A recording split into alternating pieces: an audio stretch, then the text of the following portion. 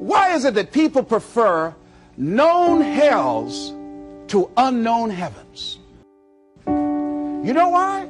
Because it's comfortable, ladies and gentlemen. A man who had been captured behind the enemy lines in a war and was sentenced to be killed, or another option. The captain said to the guy, listen, he said, tomorrow morning at 6 o'clock, you can face the firing squad, or you can go out this door over here. And the guy said, what's out the door? He said, no one knows. All we can tell you just unknown horrors. He thought, and the next morning he selected the firing squad. After the shots rang out, the captain's secretary said, what's beyond that door? And he said, freedom. But very few people would select to do it because it's unknown.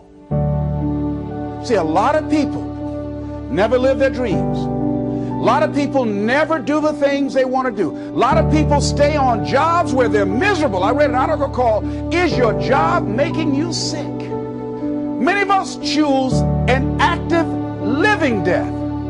Many of us are walking dead, that we're not doing what we want to do. Many of us stay in relationships where we're dying together rather than growing and expanding and living together.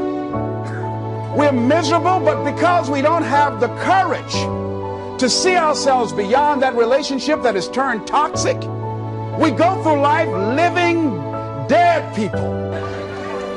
Now, you know, a lot of people say, I'm going to live my life one day when things get right.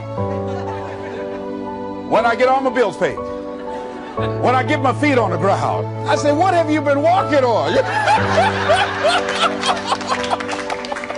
See, there are no problem-free moments. Always something there to build a case on why you can't move on, why you can't grow to the next level, why you can't begin to manifest your greatness, why you can't begin to live life on your terms. Always something there to block you, to keep you where you are, and keep you from beginning to develop your true greatness. Always some fear. How do we handle it?